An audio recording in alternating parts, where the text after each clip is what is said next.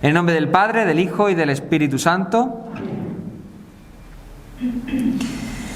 Ven, Espíritu Santo, y llena el corazón de tus fieles.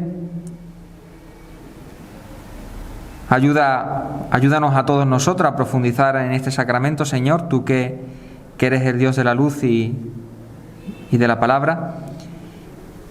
Que el sacramento del bautismo pues impregne nuestros corazones, esa gracia que tú nos regalaste cuando éramos pues pequeños, la mayoría de nosotros, por no decir todos, y que se haga realidad día a día en nuestras vidas. Padre nuestro que estás en el cielo, santificado sea tu nombre. Venga a nosotros tu reino. Hágase tu voluntad en la tierra como en el cielo. Danos hoy nuestro pan de cada día. Perdona nuestras ofensas, como también nosotros perdonamos a los que nos ofenden. No nos dejes caer en la tentación y líbranos del mal. Amén.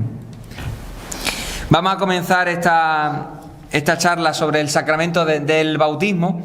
Y mirad, vamos a comenzar pues siempre poniéndonos en la presencia, en la palabra de Dios, porque la palabra de Dios siempre es luz para las cosas que queremos profundizar. Y porque nosotros no tenemos los sacramentos, por ejemplo, concretamente, que ya fue, pues Silvia estuvo abriendo pues lo que era de forma general, lo que era un sacramento, ¿no? Que es verdad que nosotros tenemos que tener presente que son regalos grandes que el Señor nos ha puesto por delante, concretamente son 7, y vamos a ir profundizando en cada uno de ellos. Pero cada uno de ellos está puesto en la palabra, ¿no? Es verdad que está preanunciado pues en el Antiguo Testamento, pero se hace de una forma redundante con el Evangelio, ¿no? En la figura de Cristo, que es el que lo instituye, ¿no? Así que vamos a comenzar escuchando este pasaje del Evangelio de San Juan, capítulo 3, en el que Jesús pues le habla a Nicodemo. Había un hombre del grupo de los fariseos llamado Nicodemo, jefe judío. Este fue a ver a Jesús de noche y le dijo: Rabí, sabemos que has venido de parte de Dios como maestro, porque nadie puede hacer los signos que tú haces si Dios no está con él. Jesús le contestó: en verdad te digo, el que no nazca de nuevo no puede ver el reino de Dios. Nicodemo le pregunta: ¿cómo puede nacer un hombre siendo viejo? ¿Acaso puede por segunda vez entrar en el vientre de su madre y nacer? Jesús le contestó: en verdad te digo, el que no nazca de agua y de espíritu no puede entrar en el reino de Dios. Este texto es mucho más largo, es decir, la conversación que tiene Jesucristo con Nicodemo concretamente ocupa casi todo el capítulo 3, por no decir el capítulo entero, y lo que hace es tener un diálogo profundo con este personaje, ¿no? Que era, como podéis ver, uno de los principales del grupo de los fariseos, ¿no? Era un jefe judío y por tanto era una persona importante en Jerusalén, ¿no? Y en esa conversación que tiene con Jesucristo, que aquí se ve que no todos los fariseos concretamente eran personas que Jesús rechazaba, porque cuando se habla siempre de un fariseo directamente, pues como Jesús les ataca tanto, pensamos que Jesucristo no tenía relación con ningún fariseo, y esto no es así, ¿no? Aquí se puede ver en el Evangelio de San Juan que tenía relación. Pues habla, porque siempre cuando hablamos del bautismo, de lo que significa el bautismo, directamente nos vamos, pues cómo no, pues al pasaje del bautismo de Cristo, ¿verdad?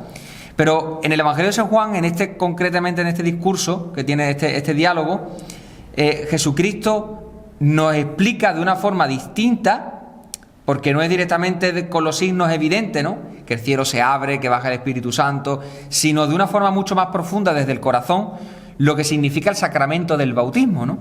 Y entonces, ¿qué quiero decir con este pasaje? Bueno, pues ahí he puesto unos cuantos aspectos que podéis profundizar, que yo creo que pueden venirnos bien para verlo, ¿no? En primer lugar, hay cosas que tenemos que descubrir. Lázaro lo dice mucho, ¿no? Cuando hacemos pues profundización en la palabra, ¿no? No podemos darlo todo por supuesto o leerlo de una forma rápida como si ya lo hubiéramos leído, ¿no? Porque muchas veces leemos el pasaje y siempre nos suele pasar: este ya lo sé. Entonces, como ya lo sabemos, pues como que lo leemos muy rápido, ¿no? Y no tenemos que mirarlo así. Por ejemplo, un detalle que ocurre, dice que Jesús, que cuando va este fariseo a hablar con el Señor, dice: este fue a ver a Jesús de noche. Fijaros qué tontería, parece una cosa que a lo mejor puede pasar totalmente desapercibida, pero significa algo muy grande si lo miramos desde la parte espiritual, porque seguramente ocurriría esto de noche.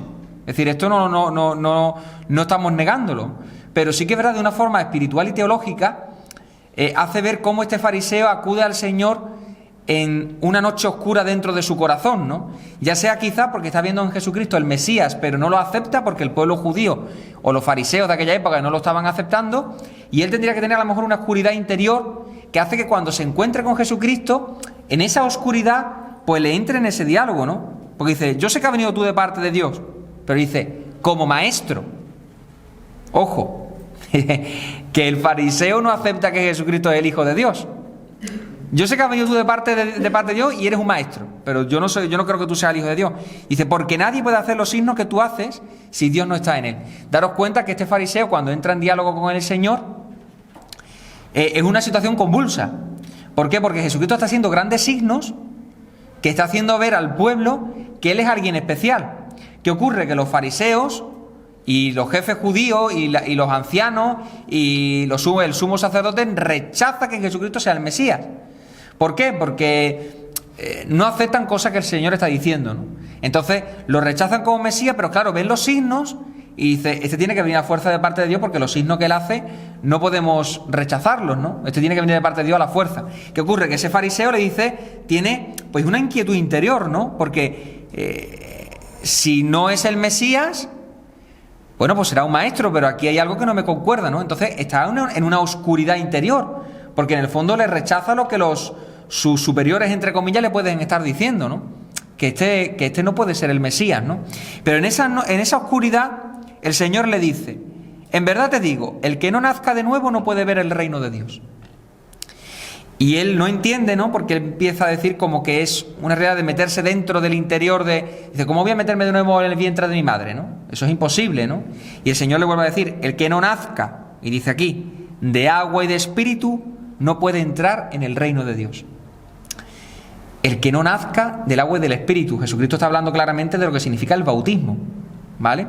Y está profundizando y haciéndole ver al fariseo de que sí, que muy bien, que tú eres judío, pero tienes que nacer de nuevo.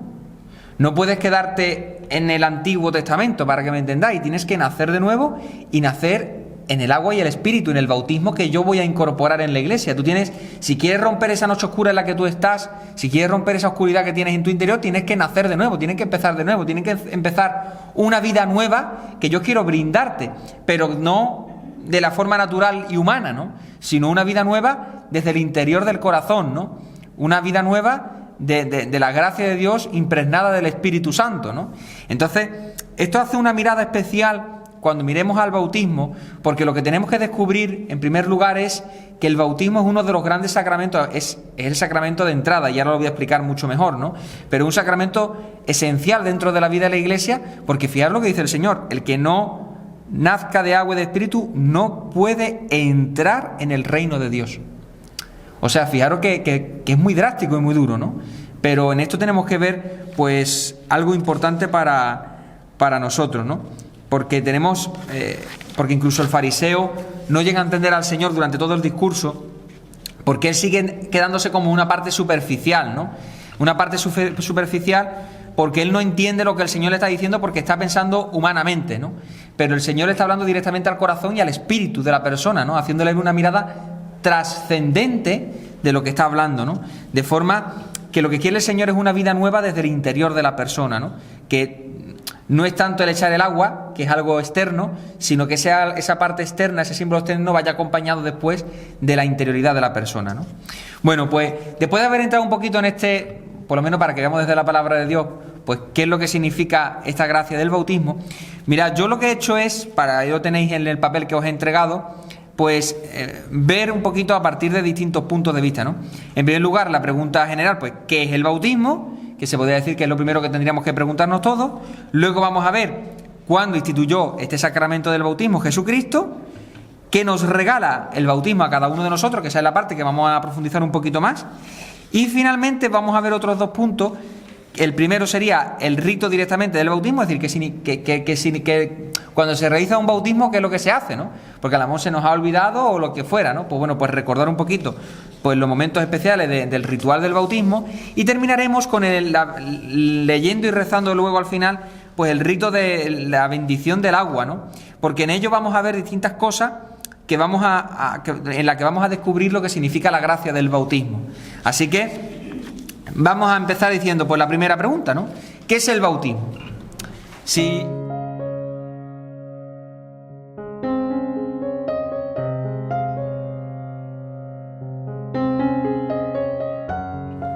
Si nosotros, pues por circunstancias de nuestra vida, pues bueno, pues más circunstancias concretas, porque a lo mejor seguramente os toca en un momento determinado, ¿no? Tener que preguntarle a los niños, bueno, ¿qué es el bautismo, no? Y tenéis que hablar con ellos sobre qué significa el bautismo.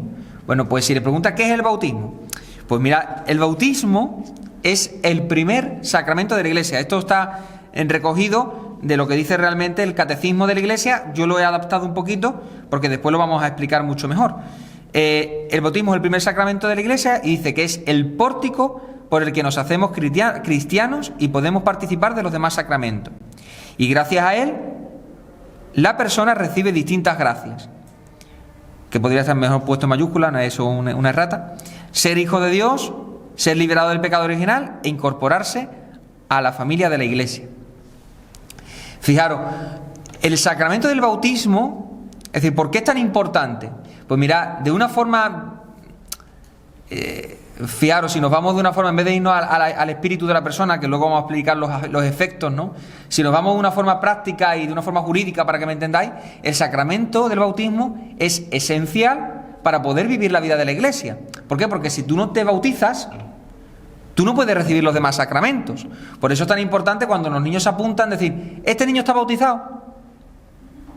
Porque si no está bautizado, no puede hacer la comunión, es decir, no puede recibir el sacramento de la Eucaristía, ni puede recibir el sacramento de la confesión, ni posteriormente podrá recibir el sacramento del matrimonio, ni podrá recibir la unción de enfermos, ni podrá recibir ninguno, ni la confirmación, ninguno de los otros 6 sacramentos que tiene la Iglesia. De forma que el sacramento del bautismo es la puerta de entrada, el pórtico a toda la vida de la Iglesia. Sin él no podemos ser cristianos. O sea, esto es algo esencial, por eso es tan importante bautizarse. Porque uno dice, bueno, da igual. No, da igual no. Es que si tú no te bautizas, no puedes vivir de la vida de gracia. ¿Y por qué? Porque uno puede decir, bueno, pero vamos a ver, ¿qué problema hay? ¿Qué problema hay? Es decir, si una persona si una persona es buena y una persona hace las cosas bien y no sé cuánto, ¿por qué no puede esta persona recibir el sacramento de la Eucaristía? Si a lo mejor esa persona está más unida a Dios que yo. Pues una cosa muy fundamental, el sacramento del bautismo te une íntimamente al Señor, te convierte en su hijo. Y esto no lo he dicho yo, Juan Ramón, esto lo dice Jesucristo, ¿vale? El que no nazca de nuevo, volvemos a leer lo que ha dicho anteriormente, de espíritu, de agua y del espíritu, no puede entrar en el reino de Dios. Si vemos incluso el reino de Dios de una forma tangible y palpable, el reino de Dios está ya aquí, instaurado en la Iglesia, incorporado por Cristo, con la Iglesia fundada. Es decir, la fundación de la Iglesia por Jesucristo es una puesta en marcha del reino de Dios aquí en la tierra. Por tanto, ese reino de Dios se podría decir que tiene que vivirse aquí, especialmente dentro de la vida de la Iglesia. De forma que, para incorporarte dentro de ese reino de Dios que es la Iglesia, tú necesitas recibir la gracia del bautismo. Porque sin él no estás unido a Dios. Podrás ser muy bueno, Dios podrá pues ayudarte, bendecirte incluso, aunque tú no estés en la vida de la Iglesia, pero hay gracias específicas que tú no puedes recibirlas. Y esto no es porque lo diga un cura, o porque lo diga un papa, o porque diga, esto es porque lo dice Jesucristo, ¿vale? La Iglesia siempre tiene que decir, que esto es muy importante, todo lo que diga el Señor, porque nosotros no tenemos la capacidad de descubrir toda la gracia de Dios, porque somos humanos y muchas veces pues nuestro amor o nuestra realidad intelectual no puede llegar a lo que Dios realmente es, y por tanto es limitada, y muchas veces pues pensamos, no, pues esto es mejor, pues esto es peor. No, hay que irse directamente a las fuentes. ¿Qué dice Jesucristo sobre esto? Pues lo dice así, ¿no? Y esto racionalmente, de una forma concreta, pues nos damos cuenta que es verdad que nosotros por el bautismo, pues empezamos a formar parte de un pueblo, de la iglesia, ¿no? Formamos parte de ese reino de Dios, nos unimos íntimamente al Señor y gracias a esa unión íntima, es decir, no sé cómo decirlo, mira, esto para explicarlo de una forma concreta que quizá a lo mejor lo podéis entender mucho mejor. Fijaros, imaginarse que por casualidad, pues hay un padre, es decir, un familiar vuestro, del cual pues tiene una herencia, pues fallece, ¿vale? Muere. Y esa herencia, pues queda en manos, pues concretamente de vosotros que sois sus hijos, ¿no? Y ahora imaginaros que viene una persona de la calle y te dice, no, yo quiero parte de esa herencia. Y tú dirías, pues a mover, ¿pero eso por qué? Y tú, no, la persona, no, porque es que, a ver, yo lo conozco y bueno, tengo relación con él y yo he sido buena persona con él. Y yo, las cosas que él decía, que te decía tu madre, para mí o tu padre, eran, pues yo me lo tomaba al pie de la letra. Y puede decir la persona así, pero tú no eres tu hijo, ¿no? Su hijo, ¿no? El hijo soy yo. Y el que tengo que recibir la herencia soy yo. De forma que a ti te puedo dar parte, pero tú no eres el que va a recibir la herencia de forma plena. Pues se podría decir que eso es lo que ocurre, ¿no? La gracia del bautismo lo que te hace es decirle tú al Señor, Señor, yo quiero ser tu hijo. Tú para mí eres tan importante que yo quiero ser tu hijo. Y el Señor te recibe como hijo suyo.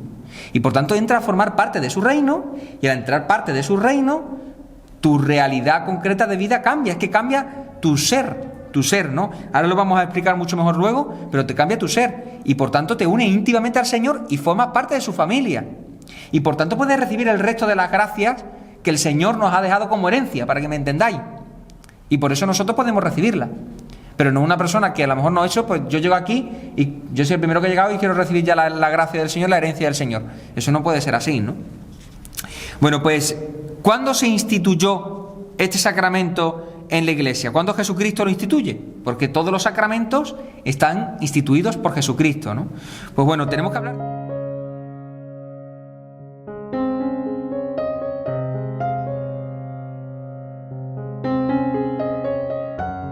Pues bueno, tenemos que hablar de dos momentos fundamentales. El primero, como no, como pongo ahí, es el propio bautismo de Jesucristo en el Jordán, por Juan el Bautista. Es decir, cuando Jesucristo va al río Jordán y es bautizado por Juan, él cambia la gracia del bautismo. ¿Por qué? Porque los judíos ya tenían bautizos. Juan el Bautista ¿qué estaba haciendo? Bautizando. Incluso los judíos tenían una dinámica de que ellos también hacían distintas abluciones, es decir, lavados de eso para rezar o para distintas cosas, porque veían que era un proceso de purificación. ¿Qué ocurre? Que concretamente, en esta situación concreta, lo que estamos viendo es que el bautismo existía, ¿no? La gracia de limpiarse, para que me entendáis, con el agua, era algo que en los judíos estaba. En el fondo era una prefiguración de lo que Jesucristo iba a traer. Pero el bautismo de Cristo produce un cambio. Porque el bautismo que había, como he estado diciendo ahora mismo, era un bautismo de limpieza, ¿vale? Externa e interna. Pero el bautismo de Jesucristo, dice que cuando Jesucristo es bautizado por Juan en el Jordán, dice el texto que algunos de los allí presentes, a mí me gusta recoger eso porque es curiosa esa afirmación del Evangelio, ¿no?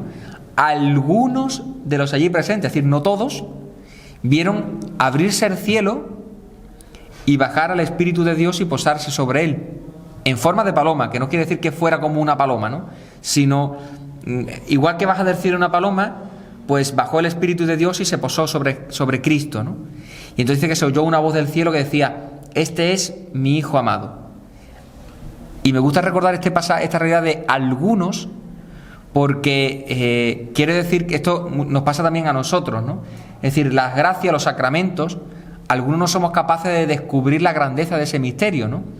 Y en los que estaban allí con Jesucristo, seguramente, por ejemplo, Juan el Bautista y algunos de los que estaban allí, pues verían el cielo abierto y verían cómo el Espíritu Santo estaba bajando. Pero los demás que estaban siendo allí bautizados y hacían allí en cola para ser bautizados por Juan, no se dieron cuenta de lo que acababa de acontecer. Y esto es muy importante, ¿no? Porque los sacramentos también se dan así. Podemos muchas veces descubrir cuántos de nosotros a lo mejor vamos a comulgar y no sabemos bien lo que estamos haciendo. ¿Estamos recibiendo a Dios mismo? y no somos conscientes. Y no somos conscientes, ¿no? ¿Qué quiere decir esto, no?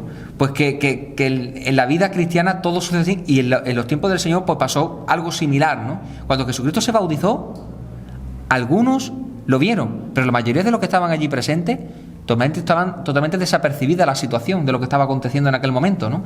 Pero el Espíritu Santo bajó sobre Jesucristo y se escuchó una voz del cielo: este es mi Hijo amado. Pues ese bautismo que Jesucristo recibe, porque Jesucristo no era necesario que se bautizara, pero Jesucristo se bautiza para incorporar a toda la iglesia, porque Él es la cabeza, en esa gracia del bautismo, y que todos los demás que fueran bautizados recibieran esa misma gracia. Y por tanto nosotros, cuando nos bautizamos, recibimos esto mismo que Jesucristo recibió. Es decir, el Espíritu Santo viene sobre nosotros y el Señor nos dice: tú eres mi Hijo amado. Eso mismo, ¿no? De forma que en esta situación, en esa primera frase, vemos, pues como no, la institución del bautismo. Pero sí que es verdad que después, posteriormente, al final del Evangelio de Mateo, el Señor le dice, después de resucitar, las últimas palabras del Señor en el Evangelio a sus apóstoles son las siguientes: id al mundo entero y predicad el Evangelio, bautizándoles en el nombre del Padre y del Hijo y del Espíritu Santo. O sea que incluso ya no solamente es a partir de lo que Jesucristo recibió, sino que incluso es un mandato expreso de Cristo a sus apóstoles. De forma que los apóstoles, cuando van por los lugares, lo que va haciendo es bautizando. En el Evangelio, incluso en el libro de los Hechos de los Apóstoles, se ve con mucha claridad que es el momento en el que el Señor empieza Jesucristo los envía y ellos empiezan, ¿no?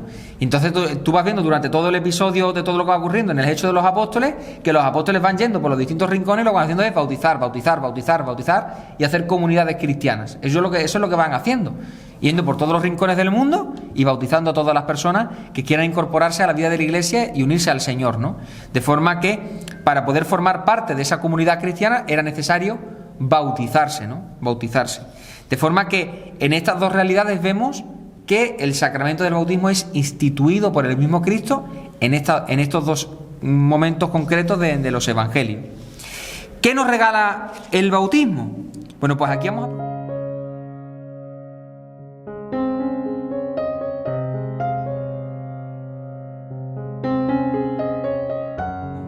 Bueno, pues aquí vamos a profundizar un poquito más en lo que es la gracia del bautismo.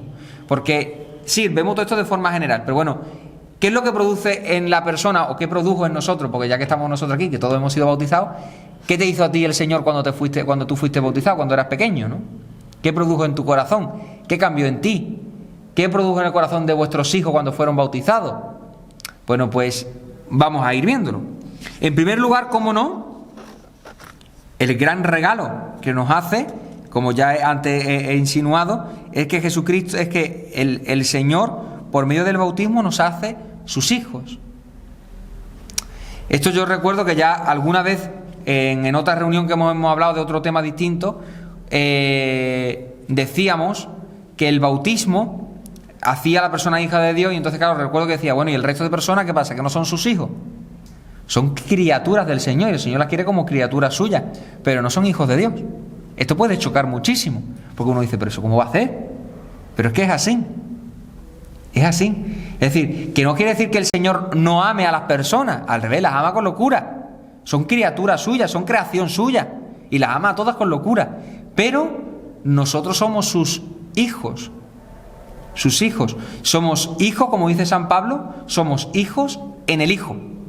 Es decir, nosotros tenemos una filiación divina, es decir, estamos unidos a esa realidad de ser hijos de Dios, gracias a que Jesucristo es el Hijo por antonomasia, ¿no? Y entonces, en cuanto nos unimos por el bautismo a Cristo, lo que nos hacemos son, pues, hijos de Dios gracias al Hijo, ¿no? Hijos en el Hijo, dice San Pablo, ¿no?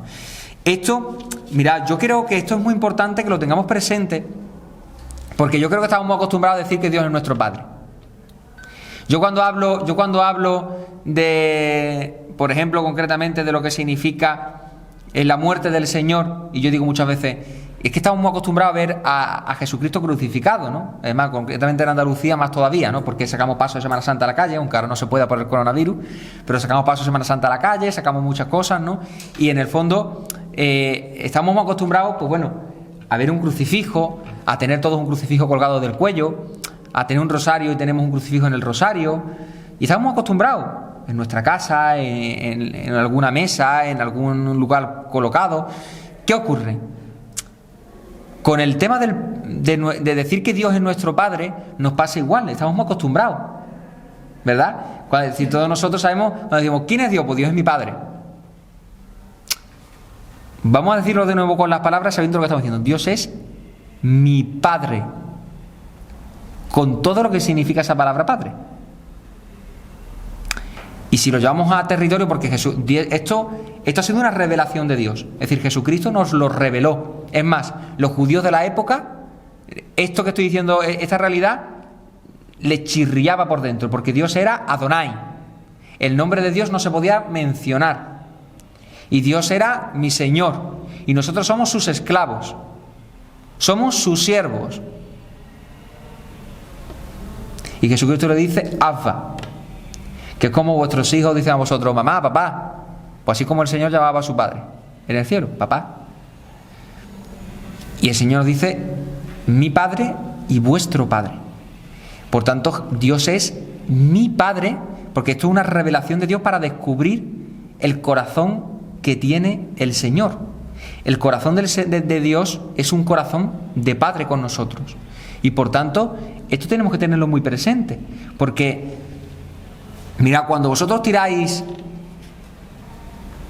2 semanas, o si sois personas que tenéis la familia lejos, y si os tiráis, pues imaginarse, ¿no? Es decir, que tenéis vuestro padre lejos porque sois de distancia, y os podéis tirar, por a lo mejor, 1 semana sin llamar a casa, o 2 semanas sin llamar a casa.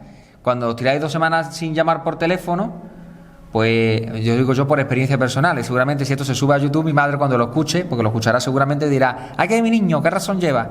Pues, ¿qué es lo que ocurre? Cuando yo me tiro a lo mejor 2 o 3 días sin llamar a casa, ya mi madre cuando me coge el teléfono me dice, ¿tú qué te ha pasado? ¿Qué pasa? ¿Qué pasa? ¿Que estás muy ocupado para llamar a tu madre, no? Pues esto vamos a llevarlo al terreno de Dios, ¿no? Qué triste, ¿no? Qué triste que muchas veces pasemos los días sin acordarnos del Señor. Que Dios es tu Padre, que Dios está siempre pendiente de ti, que Dios te quiere muchísimo, y tú lo tienes presente, lo tienes pendiente. Es importante Dios para ti, le hablas, le dices, es que esto es algo muy importante, es que significa algo muy grande para nuestros corazones, y muchas veces no lo tenemos presente. Dios es mi Padre, y como Padre, pues tengo que hablar con Él. Como mi Padre tengo que visitarlo, porque es necesario ir a la iglesia. Tú no vas a ir a la casa de tus padres.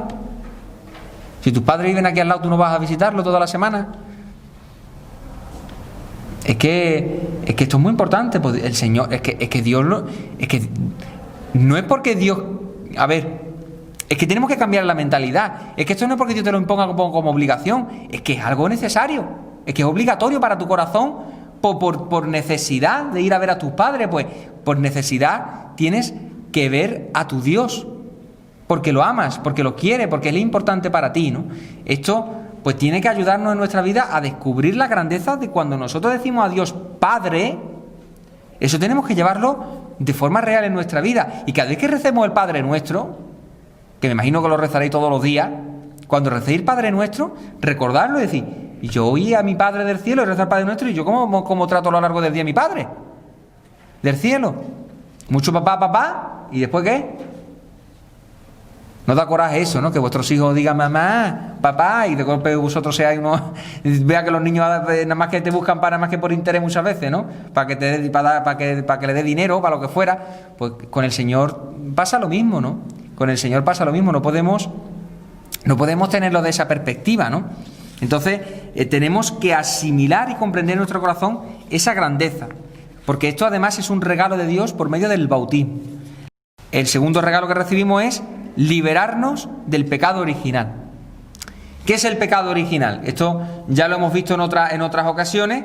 Es decir, sabemos, es decir, en la palabra de Dios está revelado que el hombre, nuestros primeros padres, rechazaron a Dios, pecaron, y aquel pecado que realizaron pues fue un pecado muy grande, porque para que me entendáis, para que sepáis la grandeza del pecado de Adán y Eva, nuestros primeros padres fue un pecado muy gordo, porque vivían en la inocencia personificada.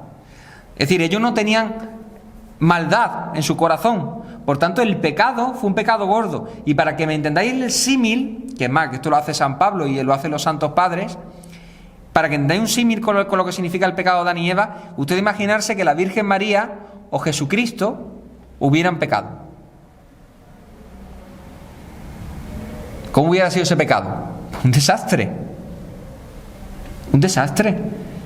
Pero que desde esa misma realidad, Adán y Eva estaban en la misma inocencia. Es decir, la Virgen María era inmaculada. Es decir, no tenía pecado, no nació con el pecado original siquiera. Dios la salvó de ese pecado original antes de ser concebida. Y el Señor, pues ya directamente también nació sin pecado, ¿no? Eso lo sabemos todo. Pero estas dos realidades, es decir, si ellos hubieran pecado, hubiera sido un pecado horrible, horrible para el corazón de Dios, porque tenían la inocencia. Adán y Eva, el pecado que ellos cometieron fue también de la misma gravedad, fue un pecado muy grande, muy grave, muy grave. Y esto lo que produjo es, en la humanidad entera, produjo una herida porque fue un pecado muy grande, ¿no? Y en eso se puede descubrir, eso es lo que se llama el pecado original, porque dejó ya el corazón del ser humano herido. Entonces, toda persona cuando nace tiene este pecado dentro de sí, que es el pecado original. Y cuando es bautizado, recibimos el perdón de ese pecado, del pecado original, del pecado que recibimos en el corazón humano. Esto hace que nos libre de ese pecado, pero ojo, que lo digo y lo explico ahí, no nos quita la tendencia al pecado. Es decir, como el corazón herido del corazón del hombre quedó tan herido a causa del pecado, tenemos una cosa que se llama la concupiscencia, ¿vale? La palabra está en ese segundo punto que os he puesto, ¿no? La palabra es la concupiscencia, ¿no? Esa palabra, esa realidad, la concupiscencia, lo que hace es que el hombre tenga en su interior una tendencia a descubrir el pecado como algo bueno para el corazón, porque no solamente son las tentaciones del maligno, sino también el corazón humano muchas veces, ¿no? Que tiende al pecado y no es capaz de superar el pecado. ¿Cuántas veces, y el pecado original es algo evidente, y la huella del pecado original es algo evidente en la humanidad en general, o incluso en nosotros? ¿Cuántas veces nos pasa que, porque si supuestamente no tuviéramos esta concupiscencia, sería muy fácil ser perfectos, ¿no? Porque tú solamente tendrías que proponértelo, ¿no? Yo voy a rezar todos los días por la mañana y por la noche, porque creo que es importante y es necesario para mi relación con Dios, porque yo amo muchísimo a Dios con todo mi corazón, y yo no voy a fallarle a mis padres, voy a ser una persona buena, y en mi familia, a mi mujer y a mis hijos los voy a tratar con todo el cariño. Mi trabajo va a ser para mí pues muy importante, yo voy a trabajar con todo, y cuando vaya las cosas complicadas yo voy a ser perfecto, yo no voy a fallar nunca. A ver, todo el mundo sabemos cómo es una persona que tiene que ser santa, ¿no? ¿Y después qué nos pasa? Que no somos capaces, que a la mínima de cambio, en el momento en el que nuestra mujer, tu mujer o tu marido te dice algo que no te gusta, o tu hijo, pues te cabrea y la lía, y después te tiene que decir otra vez la liado, o lo que sea. ¿Por qué? Porque el corazón está herido por la concupiscencia, ¿no? Entonces, somos liberados del pecado original, pero no somos liberados de la concupiscencia, porque nuestro corazón ha quedado herido, ¿vale? Esto lo digo para que entendáis bien qué es lo que quiere decir. Y finalmente, la tercera gracia que recibimos por el bautismo es la incorporación a la vida de la Iglesia.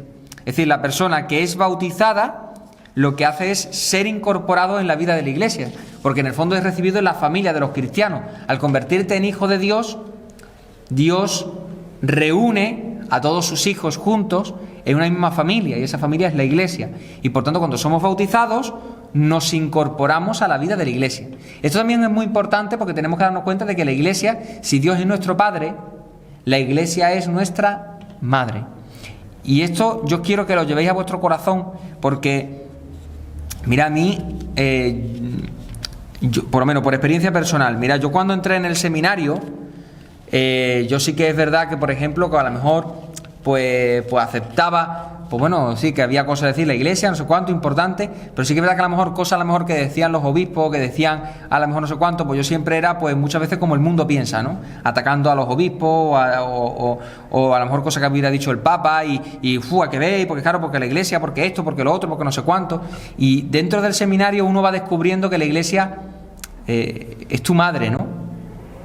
Y es verdad que puede tener cosas malas, pero la Iglesia a lo largo de la historia ha hecho cosas increíbles. ¿Por qué existen hospitales?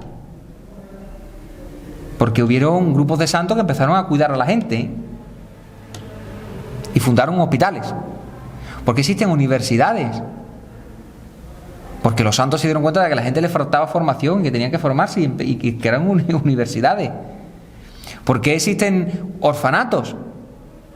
Porque en la Iglesia hubo santos que descubrieron que había niños que se quedaban solos y que no tenían padres y que no sé cuánto, y que tenían que a la fuerza tener un sitio donde ser esos niños acogidos.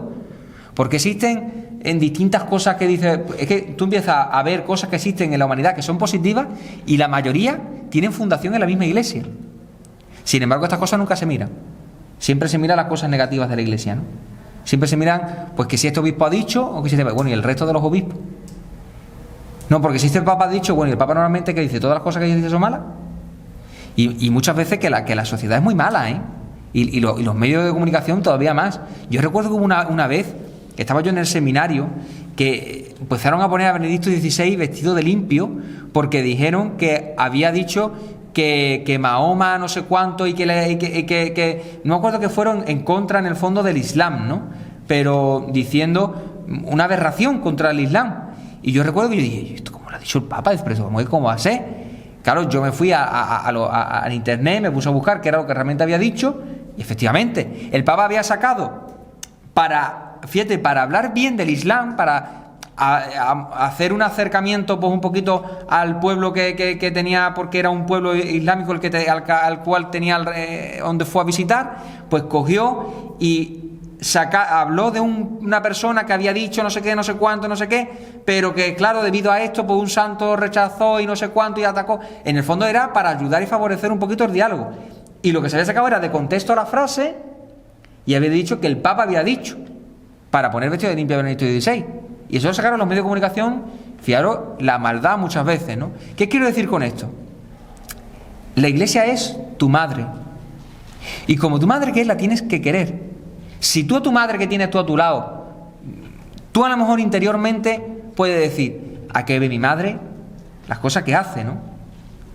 Y tú, mi madre el otro día que ve cómo fue capaz, pero después que hablen mal de tu madre, le saca los ojos, al que sea.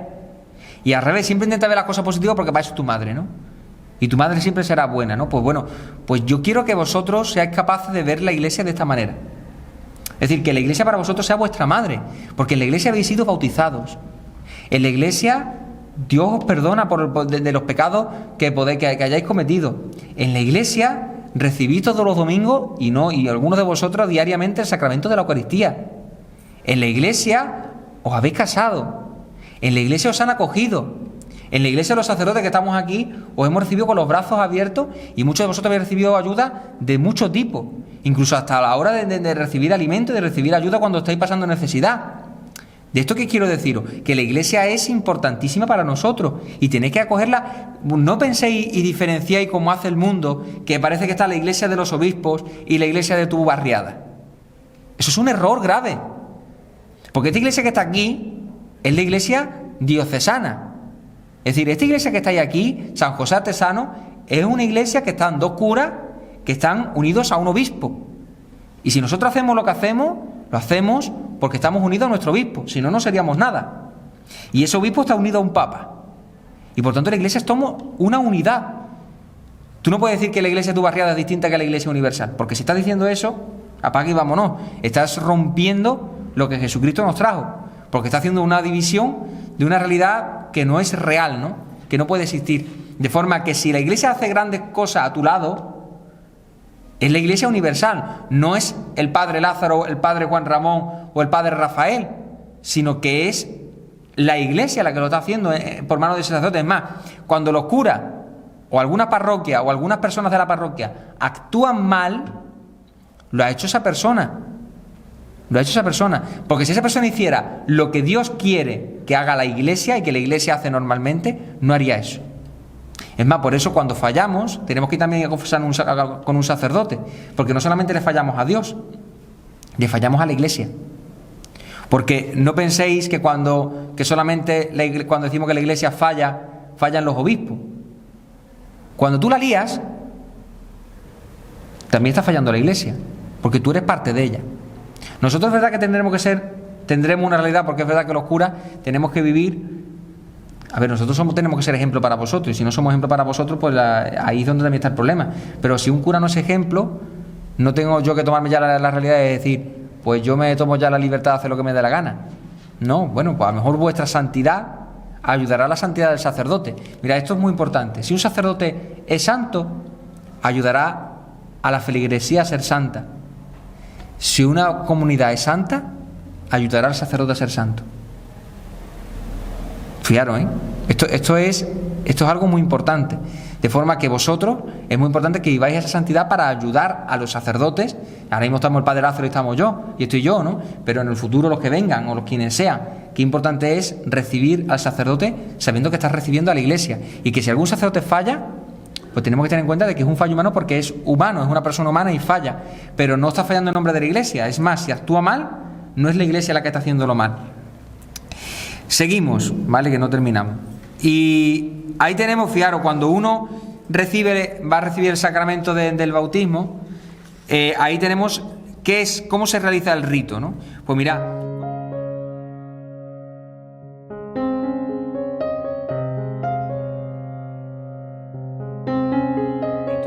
Pues mirad, cuando os pongo 5 puntos para que veáis un poquito de forma general qué es lo que es el sacramento del bautismo, cómo se realiza. Lo primero es que se reciba al niño en la iglesia. Yo no sé si lo hicieron con vosotros, cuando vuestros niños fueron bautizados, pero normalmente se tiene que recibir al niño en la puerta de la iglesia. El sacerdote se acercaría y haría el primer gesto, el primer acto, allí delante del niño en la misma puerta, porque lo que se hace es, el sacerdote lo recibe, lo bendice y lo mete dentro de la iglesia. No salta en brazo al niño, ¿no? Porque imagínate que es un adulto también, ¿no? Sino que en el fondo es que gracias al bautismo, ¿qué es lo que te hace? Te incorpora a la iglesia, ¿no? Entonces es un gesto simbólico que ayuda a ver esa realidad de la incorporación a la iglesia por el sacramento del bautismo. Luego, el niño, después de la lectura de la palabra de Dios, pues recibe la unción con el óleo de los catecúmenos. Este óleo, que recibe un aceite bendecido por el obispo, que lo que hace es, en el fondo, es una especie de exorcismo a la persona. Fijaros, es decir, la persona se le unge con el óleo de los catecúmenos con el fin de librarlo del espíritu del mal. Dice concretamente la oración cuando se va a ungir al niño, ¿no? Que se unge incluso en el pecho, con el fin de librar a la persona que va a ser bautizada de las posesiones del maligno, ¿no? Y con esto no estamos hablando de un exorcismo, porque muchas veces cuando pensamos en exorcismo directamente estamos pensando a la niña del exorcista, y no es eso, ¿vale? Es decir, el demonio nos ataca de forma distinta, no nos ataca de esa manera, ¿no? Que sí que hay personas que sí que los exorcismos existen, no, eso no lo rechazo, ¿no? Pero que lo que me refiero es que diariamente pues nos ataca con el pecado, pues las tentaciones y todas estas realidades, ¿no? La gracia el sacramento del bautismo, lo que también realiza es antes de llevarlo a bautizar, tiene que haber un interrogatorio donde diga, pues esta persona renuncia a las cosas que no son de Dios, al demonio y a todo lo que es alrededor, y cree en todo lo que dice la Iglesia, que es al fin y al cabo el credo, ¿no? Después de esto se le unge con el crisma. El santo crisma, atención, no es bendecido. El aceite con el que luego el obispo lo prepara y lo hace es consagrado.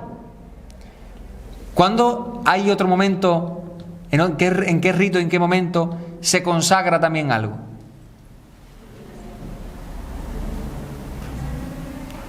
En la Eucaristía. El pan y el vino se consagran, no se bendicen. ¿Por qué? Porque el pan y el vino se convierten en el cuerpo y la sangre del Señor. Es decir, Dios mismo se hace realidad en esa situación. Pues el crisma es consagrado. Esto es muy importante, porque el crisma incluso es necesario, que eso incluso lo hemos estado ya hablando aquí en nuestra parroquia, de buscar algún sitio especial donde tener el crisma, porque el crisma es muy importante y tiene que tener un lugar privilegiado, porque el crisma da a la persona el Espíritu Santo, y por tanto es muy importante que el crisma sea pues tratado con el cariño, porque igual que el cuerpo de Cristo es Dios mismo que entra dentro de la persona, la figura de Jesucristo. El Espíritu Santo con el crisma entra en la persona que va a ser bautizada y que luego será confirmado de una forma plena, ¿no? Seguimos. Después hay varios símbolos, que son la túnica blanca, que normalmente se le suele poner un gorrito, símbolo de la limpieza de corazón que tiene esa persona. Luego está la vela que se enciende de la llama del cirio pascual, que es símbolo de Cristo resucitado, que iluminará la vida de la persona a lo largo de todo el tiempo, y que los padres y padrinos serán los encargados de ayudar a esa persona a que ese niño o esa persona adulta pues vaya recibiendo, pues ayudar con esa luz. Y finalmente hay un gesto que no se suele hacer, que es el gesto del efetá, que es el sacerdote en los oídos y en la boca le hace una oración para decir que sus palabras, que cuando vaya creciendo o a lo largo después del bautismo, pues la persona diga palabras de Dios y escuche palabras de Dios, ¿no? Es como una especie, igual que el Señor pues hizo oír a los sordos y hablar a los mudos, pues que el Señor a su tiempo a la persona pues le haga esa realidad, ¿no? Y finalmente pues vemos la bendición del agua. En la bendición del agua, que fijaros que es muy larga, que esta se suele hacer en la noche de Pascua, se hace siempre. Y yo creo que es bueno que hoy la miremos y la recemos, porque en el fondo nos hace descubrir cosas muy importantes de lo que significa el agua para nosotros y lo que significa la gracia del bautismo para nosotros y cómo fue prefigurado en la antigüedad, ¿vale? La vamos a rezar y después pues iré explicando un poquito algunas cosas. Dice así: Oh Dios, que realizas en tus sacramentos obras admirables con tu poder invisible, y de diversos modos te ha servido de tu criatura el agua para significar la gracia del bautismo. Oh Dios, cuyo espíritu en los orígenes del mundo se cernía sobre las aguas, para que ya desde entonces concibieran el poder de santificar. Oh Dios, que incluso en las aguas torrenciales del diluvio prefiguraste el nacimiento de la humanidad, de modo que una misma agua pusiera fin al pecado y diera origen a la santidad. Oh Dios, que hiciste pasar a pie enjuto por el mar Rojo a los hijos de Abraham, para que el pueblo, liberado de la esclavitud del faraón, fuera imagen de la familia de los bautizados. Oh Dios, cuyo Hijo, al ser bautizado en el agua del Jordán, fue ungido por el Espíritu Santo. Colgado en la cruz, vertió de su costado agua junto con la sangre, y después de su resurrección mandó a sus apóstoles: id y haced discípulos de todos los pueblos, bautizándolos en el nombre del Padre, y del Hijo, y del Espíritu Santo. Mira ahora a tu iglesia en oración y abre para ella la fuente del bautismo, que este agua reciba, por el Espíritu Santo, la gracia de tu unigénito, para que el hombre, creado a tu imagen y limpio en el bautismo, muera al hombre viejo y renazca como niño a la nueva vida por el agua y el Espíritu. Te pedimos, Señor, que el poder del Espíritu Santo por tu Hijo descienda sobre el agua de esta fuente, para que los sepultados con Cristo en su muerte, por el bautismo resuciten con Él a la vida.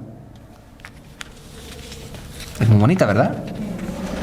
Y manifiesta todo lo que es el agua a lo largo de la historia de la salvación.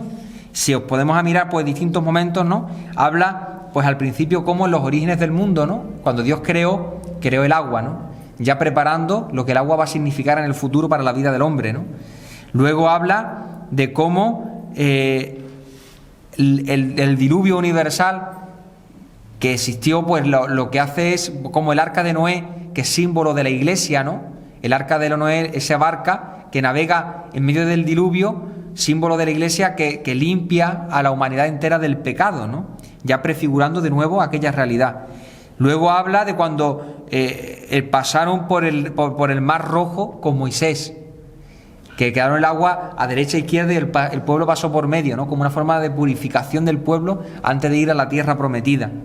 Luego habla, como no, de Jesucristo. En el Jordán, cuando en la cruz del costado salió agua, sangre y agua, símbolo de la Eucaristía y del bautismo, y luego el mandato de ir y hacer discípulos a todos los pueblos bautizando. Luego ya empieza a decir lo que significa, ¿no? Pues que el Espíritu Santo descienda sobre esta agua y cambie lo que significa, para que el hombre cambie, se limpie por el bautismo y renazca a una vida nueva por el agua y el Espíritu. ¿Os acordáis de lo que hemos dicho al principio, no? Y finalmente pues dice que descienda para que seamos sepultados en la muerte de Cristo, para que en la vida futura resucitemos a la vida eterna, gracias al agua del bautismo.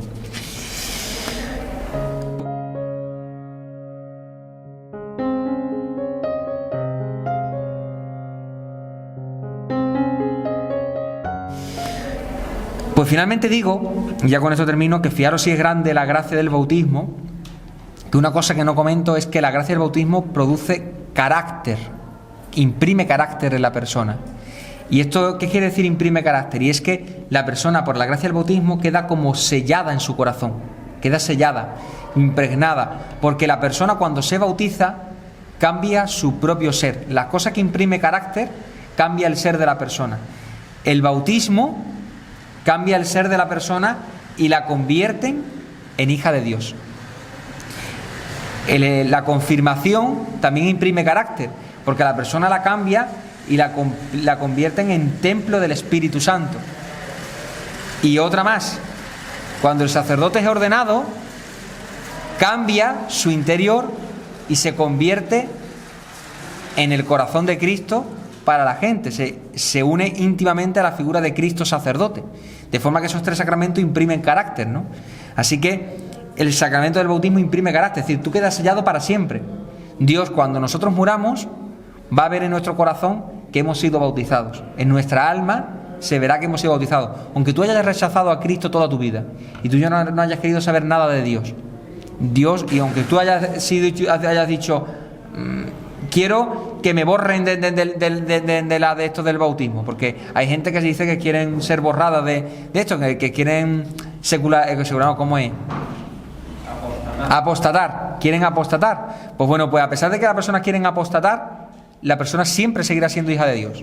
Siempre, aunque quiera apostatar y quiera que en el libro del bautismo ponga que no se podrá entregar nunca una partida de bautismo a esta persona porque ha apostatado. Pero esa persona siempre será hija de Dios. Entonces, con esto termino diciendo que nosotros que fuimos bautizados siempre seremos sus hijos. Aunque le fallemos 500.000 veces, siempre seremos hijos de Dios.